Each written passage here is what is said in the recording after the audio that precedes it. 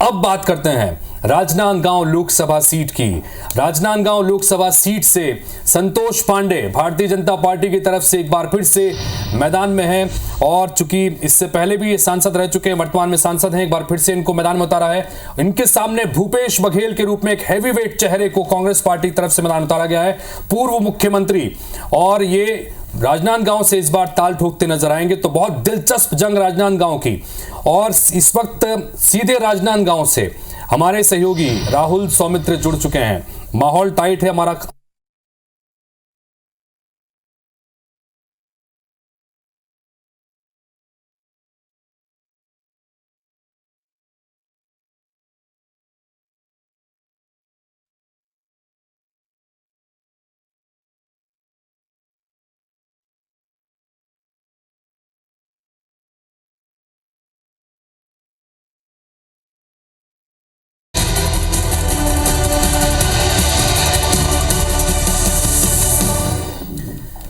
Break के बाद स्वागत है आप सभी का। हमारी खास चुनावी पेशकश देख रहे हैं आप। किस पे कितना है दम। 6 सीट वो यानी छत्तीसगढ़ की 6 सीट जहां पर कांग्रेस और बीजेपी दोनों ही तरफ से प्रत्याशी तय हो चुके हैं। तो 6 सीट पर 6 रिपोर्टर्स के जरिए वहां की जनता से हम जानने समझने की कोशिश कर रहे हैं कि किस में कितना है दम। ब्रेक में जाने से पहले अब तक हमने जांजगीर और कोरबा लोकसभा सीट पर बात की। अब बात करते हैं राजनांदगांव लोकसभा सीट की। राजनांदगांव लोकसभा सीट से संतोष पांडे भारतीय जनता पार्टी की तरफ से एक बार फिर से मैदान में हैं और चूंकि इससे पहले भी ये सांसद रह चुके हैं, वर्तमान में सांसद हैं, एक बार फिर से इनको मैदान में उतारा है। इनके सामने भूपेश बघेल के रूप में एक हैवीवेट चेहरे को कांग्रेस पार्टी की तरफ से मैदान उतारा गया है, पूर्व मुख्यमंत्री, और ये राजनांदगांव से इस बार ताल ठोकते नजर आएंगे। तो बहुत दिलचस्प जंग राजनांदगांव की, और इस वक्त सीधे राजनांदगांव से हमारे सहयोगी राहुल सौमित्र जुड़ चुके हैं। माहौल टाइट है हमारा। अपना खास कार्यक्रम करने के लिए वहां पहुंचे हैं, लिहाजा किस में कितना है दम में भी आज वो हमसे बात करेंगे। राहुल, जरा लोगों से बातचीत करिए। एक तरफ भूपेश बघेल, एक तरफ वर्तमान सांसद संतोष पांडे, संगठन से जुड़ा चेहरा, आरएसएस से जुड़ा चेहरा, एक तरफ मुख्यमंत्री, पूर्व मुख्यमंत्री।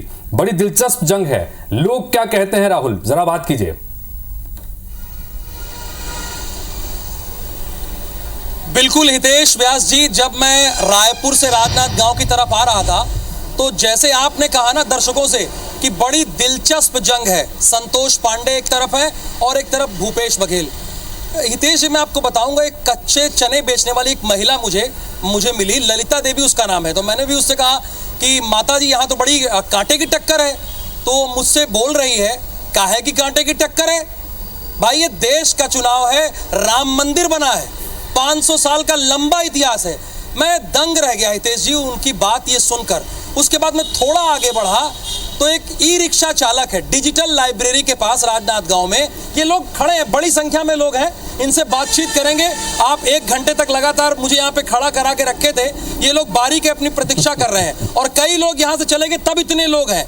तो वो ई रिक्शा चालक मुझसे कह रहा है कि भैया, पहले भारत देश में एक देश 2 झंडा कैसे था, ये क्या नियम है भाई? तो 370 हटाया गया। ये आम जनता की राय है। तो कुछ और लोग हैं, इनसे बात करते हैं हितेश जी बिना वक्त गवाएं। हालांकि जो मैं बता रहा था वो अपनी बात नहीं थी, जनता की ही बात थी। तो एक भाई साहब जुड़े हैं। भाई साहब, आपका शुभ नाम क्या है? शिव वर्मा। शिव वर्मा जी, आवाज में बहुत नरमी है आपके वर्मा जी। ये बताइए कि यहाँ देश का मुद्दा चलेगा, स्थानीय मुद्दा चलेगा, दम किसमें कितना है? मैं तो सबसे पहले राजनांदगांव संस्कार धानी में आप सबका हार्दिक अभिनंदन स्वागत करता हूँ IBC 24 का। अच्छा, कि आपने कम से कम इस लोकसभा चुनाव के पहले कुछ जानने समझने निकले हैं। तो मैं आपको बता दूं, ये जो चुनाव देश के चुनाव हैं, अच्छा, राष्ट्र के चुनाव है, इसमें देश और राष्ट्र की बात होगा। लोकल चुनाव तो जो आते समय चलते रहते, पर ये देश के चुनाव है।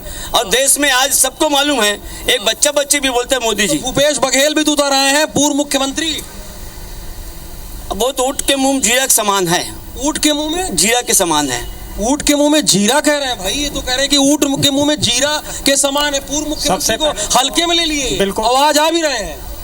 छत्तीसगढ़ के पूर्व मुख्यमंत्री भूपेश बघेल एक प्राण चेहरा हैं, और जिन्होंने जो छत्तीसगढ़ के लिए जो योजनाएं काम की, आज वो पूरे भारत पे लागू होती है ना।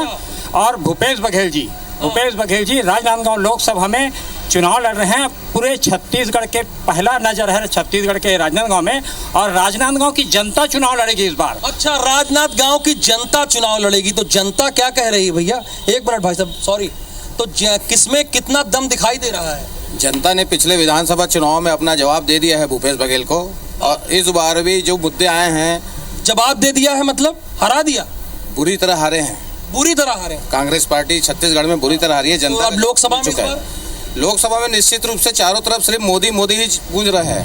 मोदी मोदी चारों तरफ मोदी, दाएं बाएं इधर उधर सब तरफ मोदी मोदी गूंज रहा है। उसके अलावा कुछ नहीं है, कांग्रेस कहीं नहीं दिख रही है। हाँ। पूरी तरफ भाजपा ही भाजपा है। अब भूपेश बघेल खुदे उतर आए हैं यहाँ से, आप कह रहे हैं कहीं दिखी नहीं रही है, तो क्या करेंगे? उनको बकरी का बलि का बकरा बना दिया। बलि का बकरा बना दिए हैं क्या? हितेश जी देख रहे हैं भैया, ये जनता है। भूपेश बघेल जी हाँ। राजनांदगांव को 3 टुकड़े में कर दिए हैं। 3 टुकड़ा कर दिए, 3 जिला बना के टुकड़ा। 3 टुकड़ा कर दिए। यहाँ से कई विभाग को रायपुर दुर्ग ले गए। उसके बाद यहाँ चुनाव लड़ने आ रहे हैं। हाँ। क्या सोच के चुनाव लड़ रहे हैं तो हमको समझ में नहीं आ रहा है। आम जनता जान रही है यहाँ से कि विभाग को यहाँ से ले गए उठा के, और राजनांदगांव जिले को 3 टुकड़े में बांट दिए। कर दे, हम विकास करेंगे ना भाई, 3 टुकड़ा इसलिए कि विकास के लिए। 5 साल खाली कार्यकर्ताओं का विकास हुआ है उनके। कहीं विकास हुआ है तो बता दीजिए। आपका विकास नहीं हुआ है? कहीं नहीं, कार्यकर्ताओं का विकास हुआ है। हम तो बीजेपी वाले हैं, भारतीय जनता पार्टी के महामंत्री हम। ये बात हुई है, महामंत्री महोदय जनता के लिए बात कर रहे थे, लेकिन नहीं, जो है हकीकत वो बता रहा हूँ तो मैं। हकीकत दम है। जो हकीकत है वो बात कर रहा हूँ मैं। 3 टुकड़ा कर दिया हितेश जी, और कह रहे हैं 3 टुकड़ा किया, उसका जवाब लेंगे। हाँ भाई साहब, दम किसमें है ज्यादा? दम तो राष्ट्र निर्माण की जहाँ तक बात है तो मोदी जी के अलावा कोई दिखता नहीं है। राष्ट्र निर्माण वाली बात। और यहाँ पर प्रदेश और लोकल स्तर की बात नहीं है, चुनाव पूरे राष्ट्र का है, देश का चुनाव है। अच्छा। और देश के चुनाव में आज पूरे विश्व पटल पर जो हिंदुस्तान को कल तक का परचम लहराया है, और कश्मीर से लेकर कन्याकुमारी तक भारत ने जो कहते अपनी एक प्रतिबद्धता दिखाई है, एक एकता दिखाई है। चारों तरफ केवल एक ही नारा है, मोदी मोदी मोदी, उसके अलावा कुछ भी नहीं है। तो चारों तरफ एक ही नारा है, मोदी मोदी और मोदी। भैया ये लोग कह रहे हैं आप कोई कार्यकर्ता तो नहीं है? बिल्कुल नहीं, विशुद्ध जनता है ना। मैं दिलीप खंडेलवाल, अध्यक्ष लायंस क्लब ऑफ नांदगांव। अच्छा, लायंस क्लब के हैं, मतलब लोगों को पुरस्कृत करते रहते हैं। आपका भाई साहब शुभ नाम क्या है? अजय तिवारी। तिवारी जी, ये बताइए दम किसमें है यहाँ पे राजनांदगांव में? ये तो कह रहे हैं राष्ट्र का मुद्दा चलेगा। बिल्कुल निश्चित रूप से मैं तो पहले अपने शहर की बात करूंगा कि जो शहर, क्योंकि शहर का विकास हमारे लिए कितना है, कितना है, किस पार्टी शहर का विकास हुआ है। लेकिन मैं अपने विचारों से ये चाहता हूँ, मैं जिस बात को जो मैं मनन करता हूँ, चिंतन, शहर के विकास और कई क्षेत्रों में जरूरत है, भी आवश्यकता है। लेकिन इस चुनाव में, लोकसभा चुनाव में राष्ट्रीय मुद्दे पर ही चुनाव होगा। राष्ट्रीय मुद्दे क्या है? अगर आप हमारे स्टूडियो से हितेश जी पूछें, वहां पे एक वरिष्ठ पत्रकार राम अवतार तिवारी भी बैठे हुए हैं, तो क्या बताएंगे? राष्ट्रीय मुद्दा आप बताइए। राष्ट्रीय मुद्दे मतलब राष्ट्र केंद्र की जो योजनाएं हैं वो अपने राज्य, अपने शहरों पर उसका कितना अमल हुआ है। अच्छा। या उस पर शहर कितना विकास कर पाया है। अपने राज्य और अपने शहर पर अमल उसका कितना हुआ है। भाई साहब आप बोल चुके हैं, दोबारा मौका मिले। बहुत लोग भाई साहब भी प्रतीक्षा कर रहे हैं। मेरा नाम राकेश ठाकुर है। ठाकुर जी, हाँ। किसी भी राजनीतिक दल का सदस्य नहीं हूँ। बड़ी अच्छी बात है, अगर होते तब भी कोई बात नहीं, पर मैं बता थोड़ी है। और सबसे बड़ी चीज ये है कि मैं अपनी बात इन शब्दों में कहूंगा कि कहनी चाहिए बात मगर बताई ना गई, शब्द को दर्द की पोशाक पहनाई ना गई, फिर खत्म हुई कांग्रेस तेरी कहानी ऐसी कि तुझसे कहते ना बनी, हमसे सुनाई ना गई। क्या बात है। आप हालांकि किसी पार्टी को इंडिकेट कर रहे हैं, लेकिन आपने कहा बड़ा बढ़िया है, जबरदस्त। यही बात है कि आज तालियां एक बार इनके लिए बजा दीजिए भाई, बड़ा अच्छा बोला इन्होंने। अब पार्टी के लिए बोला, उसके लिए मैं नहीं कह रहा हूं, लेकिन इन्होंने लिखा बड़ा अच्छा है, बोला बड़ा अच्छा है। तो ये बताइए कि यहाँ पे तो भूपेश बघेल आ गए चुनाव में, और कुछ लोग कह रहे हैं कि मामला दिलचस्प हो गया है, कांटे का हो गया। क्या कांटे का है? कांटे का टक्कर नहीं है, बल्कि दिलचस्प जरूर है। अच्छा। इसलिए कि एक सिटिंग सांसद और एक भूतपूर्व मुख्यमंत्री के बीच में जो मुकाबला है, वो देखने वाले, समझने वाले और राजनीति के छात्रों के लिए अध्ययन का बड़ा अच्छा मामला रहेगा। और निश्चित तौर पे मुद्दा क्या चलेगा? मुद्दा यही चलेगा कि आज मोदी की गारंटी पूरे देश में चल रही है, तो मोदी की गारंटी से राजनांदगांव भी अछूता नहीं है। और निश्चित तौर पे हम सब मिलकर फिर से एक बार मोदी के हाथ मजबूत करेंगे। ये कह रहे हैं हितेश जी, फिर से मिलकर मोदी के हाथ मजबूत करेंगे तीसरी बार। जनता है भाई, जनता जो कहे वही सही, खाता न बही। एक कहावत है, खाता न बही, जनता जो कहे वही सबसे सही। आपका भाई साहब क्या नाम है? मेरा नाम सुरेंद्र देवांगन है। हाँ, देवांगन लोग बहुत हैं क्या भाई? जहाँ देखो देवांगन लोग मिल जाते हैं। संख्या ज्यादा है। सबसे पहले तो आपका स्वागत है। हाँ, स्वागत तो है। बात क्या है, मोदी की आवश्यकता देश की जनता को और भी चीजों की आवश्यकता होती है। मोदी की आवश्यकता है? मोदी की आवश्यकता ही नहीं है, सबसे आवश्यकता है रोजगार की आवश्यकता है। अच्छा, रोजगार, की एमएसपी की गारंटी की आवश्यकता है। ये कुछ और बोल रहे हैं भाई साहब। की आवश्यकता है। देश की संपत्ति जो बेचा जा रहा है उसको बचाने की आवश्यकता है कि नहीं? देश को आगे तरक्की ले जाने की आवश्यकता है। अच्छा। और वो बोले कि है ना, जुमलों का नहीं है ये देश सर्वोपरि है। कांग्रेस पार्टी के लिए भी देश सर्वोपरि है। अब ये लोग बात करते हैं देश की, जिन्होंने आरएसएस वालों ने 55 साल तक तिरंगा झंडा अपने कार्यालय में नहीं लहराया। चलिए ठीक है, देशभक्ति की बात करते हैं। ठीक है। और सुनिए ना, ऊँट के मुंह में जीरा वाली बात की है। भगवान, आप सबको जवाब देने बैठ गए भाई। जनता है क्या मतलब? नहीं सुनिए, जनता ना, भगवान कृष्ण को भी एक दाना सुदामा जी के लिए थे, उनके बर्तन से उनका भी पेय हो गया है ना। तो देश की जनता और कुछ चाहती है, देश की जनता विकास चाहती है। देश की जनता मोदी नहीं, रोटी चाहिए। अगर मोदी तो रोटी मिल रही है कि नहीं? बिल्कुल रोटी मिल रही है। रोटी मिल रही है? बिल्कुल रोटी मिल रही है। रोटी मिल रही है। रोटी मिल रही है, बिल्कुल रोटी मिल रही है। ये बताइए, जो लोकसभा का चुनाव होने वाला है राजनांदगांव में, इसमें कौन कौन से मुद्दा हावी रहेगा और किसमें दम है कितना? सबसे पहले तो ये कहिए कि राजनांदगांव के लिए भूपेश बघेल जी ने किया क्या है? क्या किया है? 5 साल के मुख्यमंत्री के पद पे रहे, राजनांदगांव से केवल और केवल सौतेला व्यवहार किया है। सौतेला व्यवहार, पॉइंट टू बी नोटेड। कैसे? अरे रुक जाइए भाई, राहुल आपके पास क्या आ रहे हैं? पूछ देंगे क्या? बोलने दीजिए ना महाराज, बोलने दीजिए। राहुल आपके पास आ रहे हैं। बड़े दिलचस्प अंदाज में हमारे सहयोगी राहुल जिस तरीके से अपना लोकप्रिय कार्यक्रम माहौल टाइट है करते हैं, उसी तरह से उसी अंदाज में यहाँ पर जनता से बात कर रहे थे और ये जानने की कोशिश कर रहे थे कि राजनांदगांव में किसमें कितना है दम। तो मिलीजुली प्रतिक्रिया राहुल के इस संवाद के दौरान आई है। रामावतार तिवारी जी, आपसे जानना चाहेंगे, अगर हम राजनांदगांव की जमीनी स्थितियों के बारे में बात करें राजनीतिक तौर पर, 8 विधानसभा सीटें हैं और 8 में से भारतीय जनता पार्टी के पास में सिर्फ 3 है। उसमें से एक विधानसभा अध्यक्ष डॉक्टर रमन सिंह है, एक डिप्टी सीएम है जिनके पास कवर्धा की सीट है विजय शर्मा, और एक है पंडरिया सीट। बाकी तमाम सीटों पर इस वक्त कांग्रेस पार्टी है। तो एक पूर्व सीएम चुनाव लड़ रहे हैं, एक पूर्व सीएम का यह विधानसभा क्षेत्र रहा है। ऐसे में इस दिलचस्प जंग को आप किस तरह से देख रहे हैं राजनांदगांव की? देखिए, दिलचस्प मुकाबला वाला क्षेत्र है। एक तरफ कांग्रेस के प्रभावशाली नेता हैं भूपेश बघेल जी, दूसरे तरफ भाजपा के प्रभावशाली और विचारधारा से ओत स्रोत संघ से जुड़े संतोष पांडे हैं, सरल और सौम्य।